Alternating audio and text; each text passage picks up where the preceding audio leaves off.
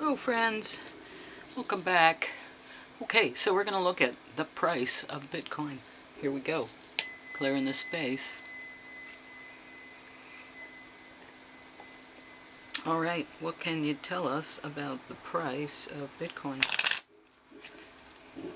It's 106 is the high now, I think. Last time I did it was 103. It's been hovering around, but now that we're past the inauguration, what's going to happen? Oh yeah, and Trump was advertising gold coffee, I think. And we looked and he has Bitcoin coffee, but a bag of Bitcoin coffee is like $94. Even with 10% off, it's still 80 something dollars for a bag of coffee. I spend about probably $15 or less on really good coffee. I mean, nice coffee that I enjoy every day, so I don't know, but it's made in the U.S., that's why. I am becoming a better person every day. Okay, good. So that means if we're better people, then Bitcoin can get very, very expensive because we're better people and we can handle it. But until we show qualities of being a better citizenry, that's going to be holding us up. It's going to slow us down. So, Bitcoin. But October, that's our new date. Because usually in April and October are money things. So, we'll see. April's another date, but then there's October. Did the financial system fall apart? No. Employment change. Your career path is leading you into a higher direction with positive changes to support your dreams, priorities, passions, and life purpose. Trust that these changes will help you release the old and welcome the new. You are being supported each step of the way. Look at that. Look at that. So, more wealth. And that's going to come naturally because Trump is bringing us all more wealth. And he's also bringing down costs. So he's going to bring down the costs and he's going to bring up the wealth. And everybody's going to, realize a boon. Some of the people that were let go from the military because they wouldn't get the vaccine, they are getting reinstated fully at their rank, and they're getting all their back pay. That's years of back pay. So if we make $40,000 a year and it's been 3 years, right? That's what we're talking about. That is a huge boon for these people who stood up and said, no, I'm not going to be vaccinated. But do you see how this is starting? He's also giving the senior citizens a lot of money. What do grandmas do? They don't need stuff. They already have stuff. They've spent their life accumulating stuff. What are they going to do? They're going to give it to their children and they're going to give it to their grandchildren. But they're only going to give it to the ones that deserve it. Stop ruminating over what you did or didn't do. Let it go.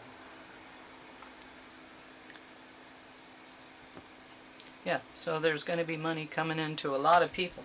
What are you going to do with that money? Yeah, fix your life, but what are you going to do with that money? Yeah, buy some Bitcoin. It doesn't matter what the price is. Buy some Bitcoin.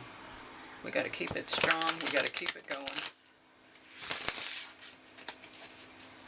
People are paying attention again because it went to 60 and everybody was excited. Now it's at 106 and people are excited again. Renewed interest. Yeah, Trump came out with a coin, a collectible coin.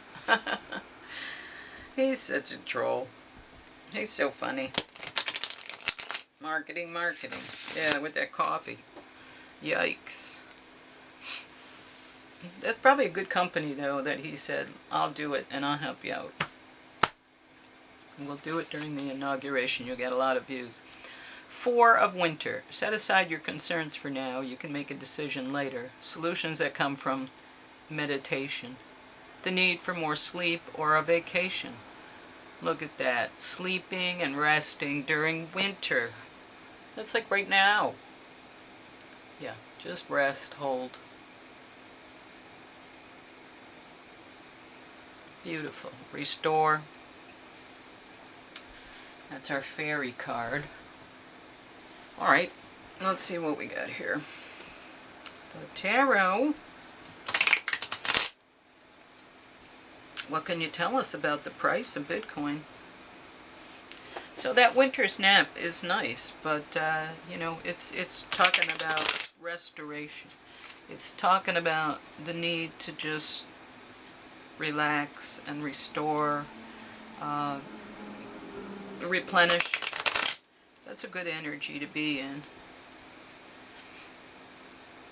Okay, so let's see what the tarot is going to tell us about the price of Bitcoin and the 106 that we got going on now. Alright, so, well, that's a nice way to start, the lovers. So we're coming together, we're meeting each other, we're reflecting each other's energy. Different world. This is the way people need to come together. And the Knight of Wands, somebody who is action-oriented but tricky. You know, in and out, up and down. He can't hold that wand and be the knight all the time. He has to rest and take its fits and starts. The Magician. You are magical, you are the magician.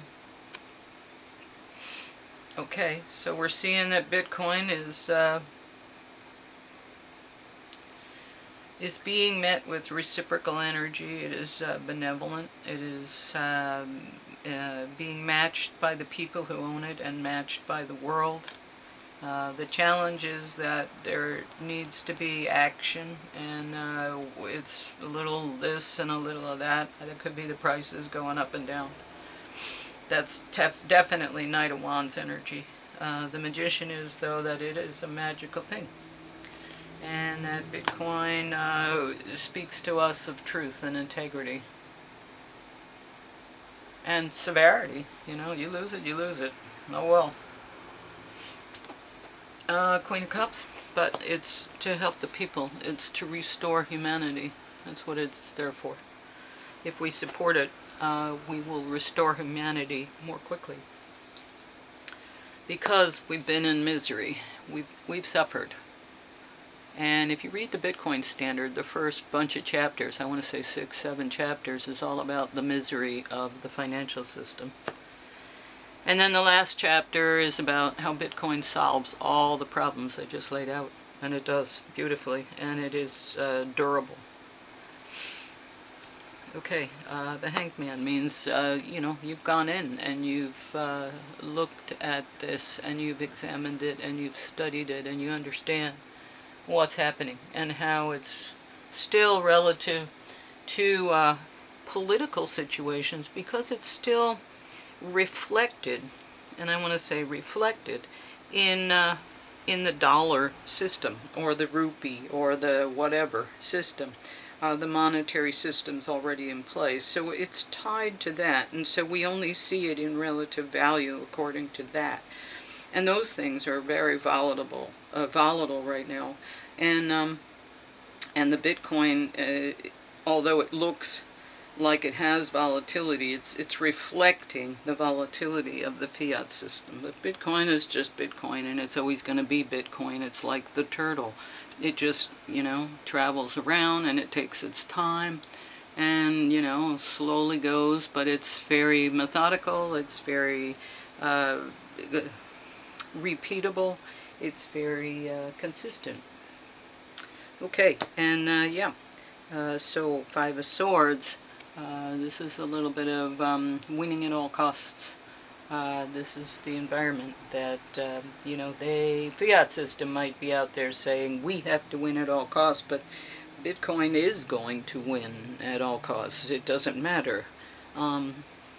Because Bitcoin's just going to plod along, like I said, like a turtle. Knight of Swords, yeah. But here's this worry. Oh, it's going to come in, it's going to crash the system, all these things are going to happen, and then Bitcoin's going to crash, we're going to have nothing, everybody's... No, none of that. That's the hopes and fears. That's mostly the fears. The hope is it'll come in quickly. I don't believe that's going to happen. The thought of it is going to come because it's part of Trump, and Trump is talking about Bitcoin. It's a campaign issue, and now it is an American issue. And they're going to talk about that. And he's going to talk about the reserves. He was talking about the money a little bit. Judgment, yeah. He's going to call judgment on this. And people are going to see that Bitcoin is the way to go. It's the way of the future. Trump is going to bring that about, and that's why it's so important that he is sitting in the Oval Office again, because that was critical to the success of Bitcoin. He's not going to let that fail. No matter what happens, that's not going to fail. So everybody who's looking for Bitcoin to go down. I watched a show the other day of these people that I thought were so informed. And what's the question they ask about crypto? They say, is Bitcoin going to be around in a year? And she said, well, how about 5 years? Okay. And then she comes up with some sort of wishy-washy answer about, yeah, but the corporate structure is going to change. And I'm like, the corporate structure? You're such a jerk. There is no corporate structure. Yeah, the people involved are going to change. No. There are no people involved. It's Bitcoin. There is no people involved, unless you're talking about the criminal element and you know, the divine soldiers, I guess you could call them. Okay, the key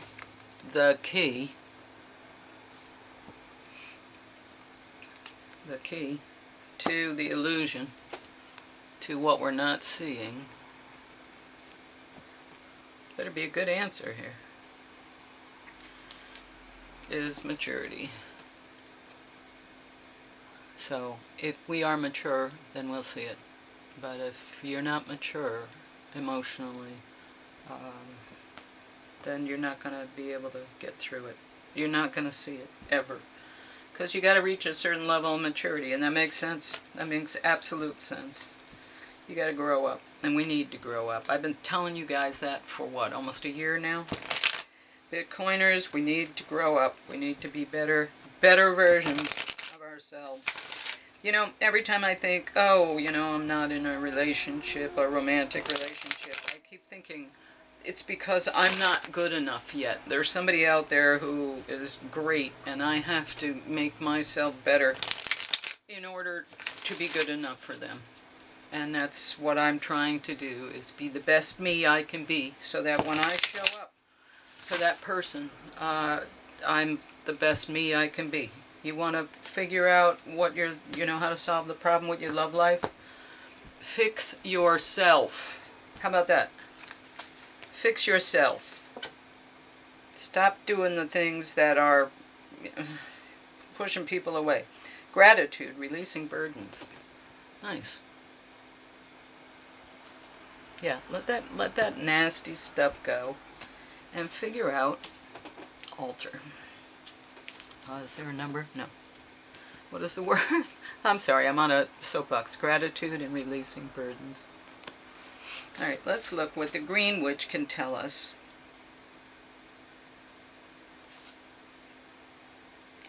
41. Alter. Gratitude, releasing burdens. It is important to make time and space for connecting with Spirit. In that space, look into your heart for truths. The altar card can help you reflect on your blessings and what you need to express gratitude for. Conversely, look inside for the truth about your challenges. There may be something you need to release to the universe in order to grow and flourish, and a burden you need to surrender so that you can move forward. The altar can help take stock of what you are grateful for. Think about what you can offer nature or spirit to share your blessings. What isn't serving you and can be released into the universe for you to move on. Wow. Well, there you go. So, it's more about surrendering and releasing, and, you know, having expectations sometimes slows stuff down. If you don't have expectations, things move more quickly, because they go in directions that you were not thinking about, you know. And there may be a shortcut you're unaware of. So just let it go and let the best thing happen. You're concerned with being the best you. Everything else outside of you is not your concern at the moment. Your concern is being the best you, because that's directly relevant to the price. Okay. I know that sounds crazy, but it's true. Okay, the moon. A fiery climax approaches. Full moon in Aries. Ooh, that's exciting. That's exciting, especially for a money read. Oh, yeah. Yeah, because look, we're going to do it, and it's going to go, right? The moon in Aries. Full moon in Aries.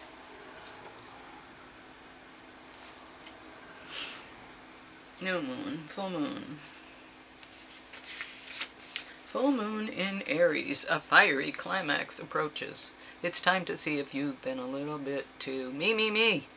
There's a tug of war going on between what you want and what someone else wants, but you'll have to wait a little while to see what's going to happen next. As you wait, ask yourself if you've been handling the situation as sensitively as you could have done.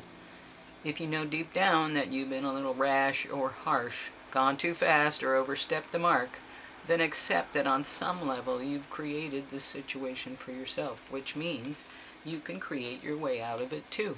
When this card comes up, a peak is coming, and it could be fiery. Be nice, be kind, smile, and be polite as you navigate to where you want to be. Be assertive is good, just don't ride roughshod over everyone. If you're in a tense situation, meditate your way to peace. Don't be a baby. Sorry, but this could be the issue. You need to have more fun. The teaching. The full moon in Aries is a super fiery time when emotions can run very high. On the upside, there's excitement about what may lie ahead, but tempers are likely to flare with rash comments or decisions. No matter when you pull this card, it signals that the situation has just, or is about to, come to peak. Perhaps in a rather heated way. There could be a price to pay if you have been too competitive or too blunt. Well, okay, so being rude is not a good thing. Being rude is not being your best self, you know? So, yeah, I guess, the whole being your best self thing comes back and bites you in the hiney again. Because, yeah, we got to get some maturity. The key to seeing behind the illusions is maturity, beauty, appreciation, gratitude.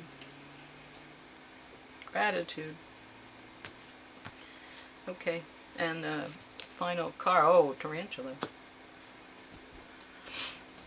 Okay, well that's interesting. We had a scorpion for the last reading, so tarantula. We haven't seen this guy before, so this is new energy. Okay, and I almost opened it right to the page. Look at that. At a crossroad, claiming life's purpose. The tarantula represents a moment when a great decision must be made. Yeah. Okay, it involves prioritizing your life's deeper purpose or dharma. A habit or a routine from the past is sidetracking you from your dream. Yeah, you have to be different. Something that you're doing, you are so programmed in, you can't even see it. You need to lift. So, this is what happened to me. I had to have my head lifted. I couldn't even lift it myself. It had to be lifted by spirit. And even when it was lifted, I raised my head, I still couldn't see. And they had to turn my head in the direction. Now I'm even looking in the direction, and I still couldn't see. And they had to whisper in my ear and say, "This is for you." That's how it happened. And now I know where I'm going and the direction I'm moving in. But they had to lift my head, turn me around, and then tell me what to look at. Because I was so stuck in a program, I couldn't get out of it. It was quite extraordinary. Now, I am, like I told you, I'm 65. For that to happen to me was a quite amazing experience because it really opened me up. And it made me realize how many other things I am so programmed, deeply programmed into, that I need someone to lift my head, turn me around, and tell me what to look at. So here I am, telling you what to look at. Be a better person. Be more mature. Okay. Anyway, a habit or a routine from the past is sidetracking you from your dream. Yet a voice inside keeps begging you to refocus your attention. In order to find true happiness, you must choose Dharma. Until you do, satisfaction will be fleeting. The tarantula, hovers patient and calm, like an old friend that knows your inner soul. It already knows you'll choose wisely. Follow intuition. Wow, that was like a huge message at the end. That was like big and important, okay? So, yeah. And I think I had a conversation too about this guy that wrote this book. He's a poet. And it's just misery. It's just page after page of misery. It's just somebody in the Queen of Hearts or the Queen of Cups upside down. You know, this book is, the entire book is this. This is, I'm miserable all the time. And I know what that's like. I know what that's like. I kept trying to relieve pain from animals when I was working in that field. I saw everything through pain, and that's what I saw, and I didn't know it until I got rid of that pain and healed those wounds. But my whole world, I saw my whole world through a veil of pain, and that's all I could see. And then until that went away, I couldn't be different. And what Bitcoin is asking you to do is to really dig down deep and get through those programs and literally have your spirit team lift your head and turn yourself around and see what is right in front of you. Okay, anyway, big read, big message here. Thank you for your attention, and I really appreciate you subscribing and coming back and listening. But this was a big message, so hopefully we'll get the message and we can come together, we can be a better world, we can be more mature people, and we can meet each other and reflect the energy back to one another the way that, you know, we hope the world will be. I have been saying for years, wouldn't it be wonderful if everyone took care of everyone around them? Because how many people would that be taking care of you? Everyone that you came in contact with would be taking care of you. And you, in reciprocity, would be taking care of them. Wouldn't it be interesting if we stopped worrying about taking care of ourselves so much because we're being attacked? Wouldn't it be nice if we were able to just be concerned about everyone else? And that would be a lot more cooperative too.